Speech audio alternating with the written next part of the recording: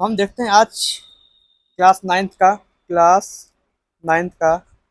4.1 का सवाल। 4.1 में पहला सवाल क्या है? एक नोटबुक की कीमत एक कलम की कीमत से दो गुनी है। एक नोटबुक की कीमत एक कलम की कीमत से दो गुनी है। इस कथन को निरूपित करने के लिए दो चरों वाला रैखिक समीकरण लिखिए। अब देखिए, दो चरों वाला रैखिक समीकरण का मतलब, अब यहाँ पे दो चर क्या होता है? दो चर यानी कि चर मतलब क्या होता है? जिसको हम चेंज नहीं कर सकते हैं, जिसका हम वैल्यू चेंज नहीं कर सकते हैं, उसको हम चर बोलते हैं। ठीक है, तो इसमें बोला दो चर होना चाहिए। इसमें कम से कम कितना चर होना चाहिए? दो चर होना चाहिए इसके लिए। ठीक है, तो इसको हम सॉल्व करते हैं। हम मान लेते हैं पहला पहला हम मान लेते हैं, पहला चर जो है, मान लेते हैं पहला चर ए है। ठीक है, पहला चर क्या? ए है। दूसरा चर मान लेते हैं, दूसरा चर मान लेते हैं हम बी है।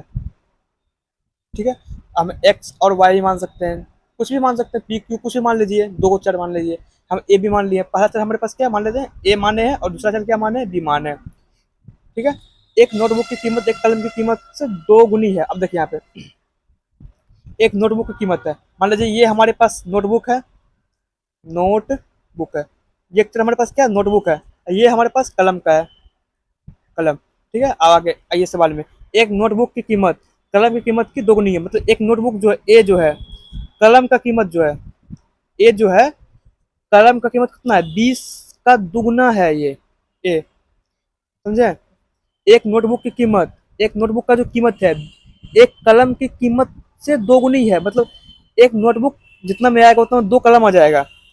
एक कलम की कीमत क्या? कलम की कीमत से दोगुनी है, या कलम की कीमत का दोगुनी है। तो कलम जितना में एक नोटबुक आएगा मेरा, उतना में दो कलम आ जाएगा। ये हमारे पास सवाल सवाल का मतलब इक्वेशन बना। अब देखिए, ए बराबर टू बी हो जाएगा।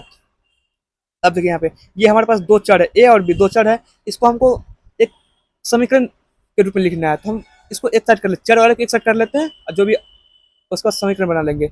ए, इस चर वाले को एक साइड कर लीजिए, ए माइनस टू बी। अब यहाँ बराबर का इस साइड आएगा तो माइनस हो जाएगा, माइनस टू बी। ठीक है, अब बराबर हो जाएगा, इधर क्या बचा? जीरो। ठीक है, हमको अगर चर बनाना है, दो चर वाला बनाना है समीकरण, तुमको ए चाहिए, मतलब कि यानी कि दो चर चाहिए। ठीक है, तो दो चर मिल गया हमको। अब इसको हम और बढ़िया लिखते हैं, ए माइनस टू बी अब प्लस सी। ठीक है, ये अचर होता है, ये कुछ कोई नंबर होता है। सी मतलब क्या? कोई कांस्टेंट नंबर है। सी यानी कि कांस्टेंट है। ठीक है, बराबर जीरो। ये हमारे पास आ गया आंसर। ये हमारे पास बन गया समीकरण दो चार वाला। तो कैसे हम किए? पहले बात को, हम नोटबुक का कीमत कितना बोल रहा है? कलम की कीमत से बोल रहा है दुगुना। हम कलम की कीमत से दुगुना लिख दिए नोटबुक का कीमत। उसके बाद हम इस साइड ले लिए, उसके बाद एक कॉन्स्टेंट अपने मन से लगा दिए। कॉन्स्टेंट मतलब अपने मन से, या जीरो भी हो सकता है, कुछ भी हो सकता है। यहाँ पे इसका मान क्या हो जाएगा? यहाँ पे इसका मान जीरो ही, वैसे भी एक जीरो ही होगा। ठीक है, ये हमारे पास समीकरण बन गया। तो अब हम लोग अब देखते हैं सवाल नंबर दूसरा क्या है। ठीक है, ये हमारे पास दूसरा सवाल हम लिखा हुआ है पहले से यहाँ पे, एक्सरसाइज 2.4 का दूसरा सवाल। अब दूसरा सवाल में देखते हैं क्या बोल रहा है। निम्नलिखित रैखिक समीकरणों को A X plus B Y plus C equal to zero के रूप में व्यक्त करें। ये हमारे पास दूसरा सवाल है। ठीक है, ये बोल रहा है निम्नलिखित रैखिक रैखिक समीकरणों को A X plus B Y plus C equal to zero के रूप में हमको व्यक्त करना है। ठीक है, में व्यक्त कीजिए, और प्रत्येक स्थिति में ए बी और सी का मान हमको निकालना है। मतलब चर वाला कांस्टेंट टर्म है, चर वाला जो टर्म है उसका हमको वैल्यू निकालना है प्रत्येक स्थिति में। ठीक है, ये हमारे पास सवाल दिया गया है। इसका हम देखते हैं पहला सवाल क्या है इसमें। कुछ सवाल है इसके अंदर, हम देखते हैं पहला सवाल क्या है इसके अंदर। अब देखिए यहाँ पे इसके अंदर पहला सवाल दिया हुआ है। इसके अंदर पहला सवाल हमारे पास क्या है?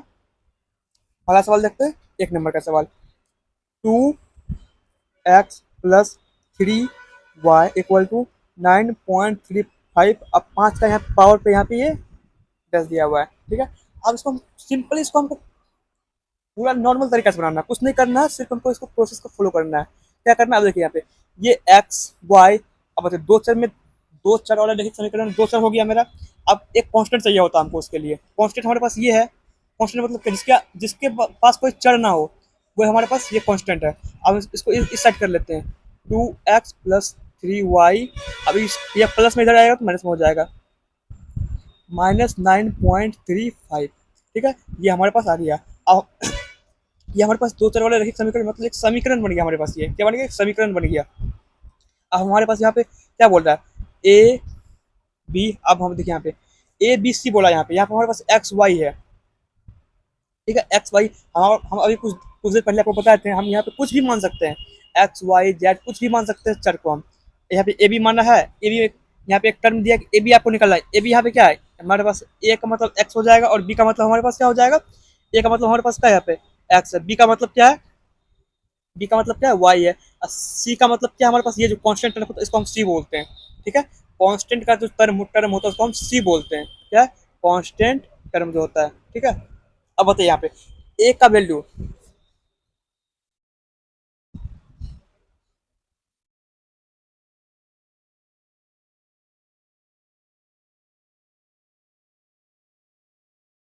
एक मिनट, यहाँ देखिए ए इसका टर्म नहीं है, एक मिनट, थोड़ा दिक्कत हो गया यहाँ पे। अब देखिए यहाँ पे इस वाले इसमें देखिए, ये जो एक्स है इसके जो साइड में है, ये तो चर है, ये जो अचर है, एक्स का जो ये चर है, ये जो अचर है, इसको हम बोलते हैं ए। इसको क्या मानते हैं हम? ए मानते हैं। इसको हम मानते हैं बी। और ये जो है ये है हमारे पास सी, ठीक है। ये हमारे ए बी सी हो गया यहाँ इसके लिए, इस सवाल के लिए, ठीक है। इस सवाल के हमारे पास ये ए है, एक्स का जो बगल में रहेगा वो ए होगा, वाई का जो बगल में रहेगा वो बी होगा, और सी जो अकेले रहेगा उसको हम सी बोलेंगे, ठीक है। ये हमारे पास ए बी और सी है। अब बताइए यहाँ पे ए का मान यहाँ पे कितना है? ए बराबर हमारे पास आ गया 2, फिर बी बराबर आ गया 3, फिर सी का मान कितना है? -9.35। सी इक्वल टू -9.35। ये हमारे पास आ गया इसका आंसर, ठीक है। यहाँ पे ए बी एक्स और वाई का जो पड़ोसी है वो इसको यहाँ पे ए और बी माना गया है, और सी किसको माना गया? जो यहाँ पे इंडिविजुअल अकेले है, ठीक है। ये हमारे पास आ गया आंसर। हम देखते हैं दूसरा सवाल क्या बोल रहा है। सेकंड सवाल है x minus y by 5 -10 equal to 0। X minus y by 5,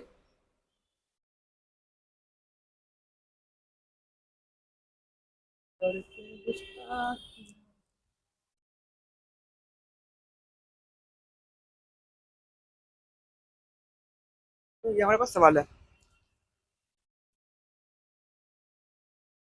अब इसको हमको क्या करना है? फिर हमको इसको एक समीकरण के तौर पे लिखना है। सॉल्व करते हैं इसको भी। एक्स माइनस वाई बाय 5, ये यहाँ पे -10 है, इसको इक्वल टू 0 है। अब यहाँ पे बताइए एक्स के बगल में क्या है? यहाँ पे ए बी हमको निकालना है, फिर यहाँ पे ए बी सी निकालना है। तो एक्स के बगल में यहाँ पे क्या है? कुछ नहीं हो तो एक है, कुछ नहीं है तो एक है। और वाई के बगल में क्या है? वाई के बगल में 1/5 है। ये वाई के बगल में क्या है? वाई के साथ में क्या है? 1/5। यहाँ पे वाई का वैल्यू कुछ नहीं तो एक है, और बटे 5 है, यानी कि वाई का पड़ोसी यहाँ पे क्या है? 1/5 है, और 10 तो यहाँ 10 है, देखिए -10। तो यहाँ पे ए का मान कितना हो जाएगा? 1। तो यहाँ पे बी का मान कितना हो जाएगा? वाई का पड़ोसी क्या है? 1/5। इसमें वाई में 1/5 गुना हुआ है, -1, -1/5 5 आ जाएगा बी का मान, -1/5 आ जाएगा। और सी का मान कितना है? -10, ठीक है। ये हमारे पास दूसरा नंबर का आंसर हो गया। हम देखते हैं तीसरा सवाल क्या आता है। तीसरा में है -2x + 3y = 6, ठीक है। इसको फिर हम, अब देखिए यहाँ पे क्या बोल रहे हैं, यहाँ पे कंडीशन क्या है? यहाँ पे एक्स और वाई तो एक साइड है, ये सी को इधर फेंक दिया। ये हमको उससे कोई दिक्कत नहीं, हम सी को इधर इधर फेंका, हम इधर इसको खींच लेंगे, खींचते हैं। -2x + 3y, इस ये जो सी का मान यानी कि 6 है, ये हमारे पास क्या है? सी है। हम 6 को इस साइड लाते हैं तो -6 बन जाएगा, यहाँ पे आ गया 0, ठीक है। आप बताइए यहाँ पे ए का मान यहाँ पे क्या है? जो एक्स के बगल में रहेगा उसको ए बोलेंगे। ए इक्वल टू यहाँ पे -2, फिर बी इक्वल टू यहाँ पे जो वाई के बगल में रहेगा बी इक्वल टू यहाँ पे 3, और सी जो यहाँ पे इंडिविजुअल है सी इक्वल टू -6। ये हमारे पास आ गया, ठीक है। इसका हम देखते हैं चौथा नंबर का सवाल। यहाँ पेज खत्म हो गया, पेज ले लेते हैं नया वाला। ये हमारे पास नया पेज है, ठीक है।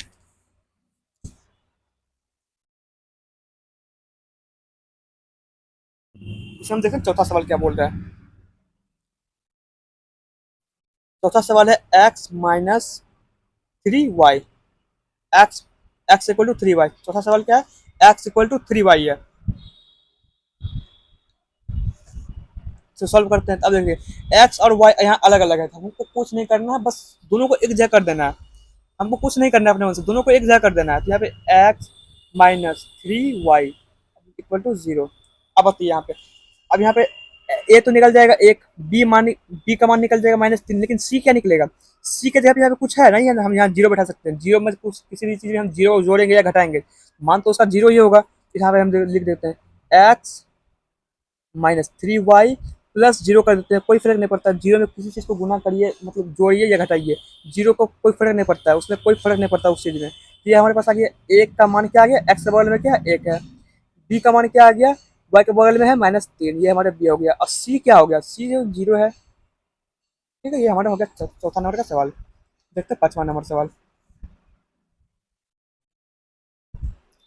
2x बराबर -5y, ये हमारा पांचवा नंबर का सवाल है। ठीक है, अब फिर इसको हम एक साइड कर लेते हैं, एक्स और वाई को एक साइड कर लेते हैं। ठीक है, 2x, अब यहाँ प्लस में तो इधर आ जाएगा, माइनस में तो इधर आ जाएगा, प्लस में हो जाएगा, प्लस वाई इक्वल टू इधर क्या बचा, अब बताइए 5y को इस साइड लेके आते, यहाँ जीरो बचा होगा तो जीरो लिख दिए। अब इसको हम ए हमारे पास है, बी हमारे पास है, लेकिन सी नहीं, सी हम यहाँ लिखने का कोई जरूरत नहीं है क्योंकि जीरो लिखना होता है, कोई दिक्कत नहीं, हम लिख देते हैं एक बार और, plus 5y plus zero equal to zero हो गया। अब यहाँ पे ए का मान कितना आ गया हमारे पास, ए का मान क्या आ गया हमारे पास, दो, एक्स का पड़ोसी ए होता है, वाई का पड़ोसी क्या होता है बी, और सी तो यहाँ जीरो है। ठीक है, ये हमारे पास आगे आंसर। अब देखते हैं कौन सा सवाल है, छठा सवाल देखते हैं। 3x 3x plus two equal to zero, 3x+2 = 0, ये हमारे पास है। अब यहाँ पे y का टर्म है कुछ नहीं है हमारे पास, x है लेकिन y नहीं है, तो y नहीं है तो मतलब क्या जीरो है, इसको हम लिख सकते हैं 3x प्लस वाई, वाई का मान यहाँ y के जगह पे क्या है, y के जगह पे क्या है यहाँ पे जीरो, तो यहाँ लिख देते हैं जीरो गुना वाई प्लस 2 = 0। अब बताइए यहाँ पे a का मान क्या आ गया हमारे पास, 3, a का मान आ गया 3, b का मान क्या आ गया, अब बताइए जीरो है तो जीरो ही आ गया, इसका ओवरऑल वैल्यू क्या है, ओवरऑल इसका वैल्यू क्या है, जीरो ही है, हम आपको समझने के लिए बस यहाँ जीरो गुना वाई लिख दिए हैं।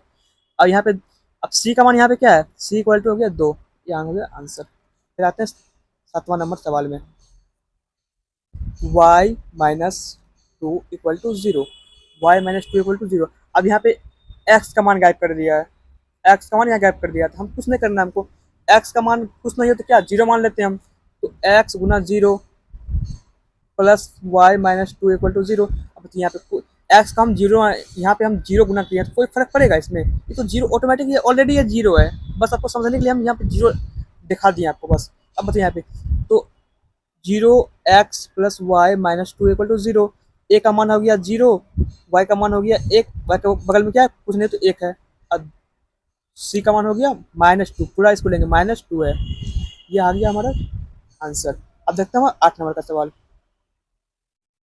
ठीक है, 8 नंबर का सवाल क्या बोल रहा है, 5 बराबर 2x।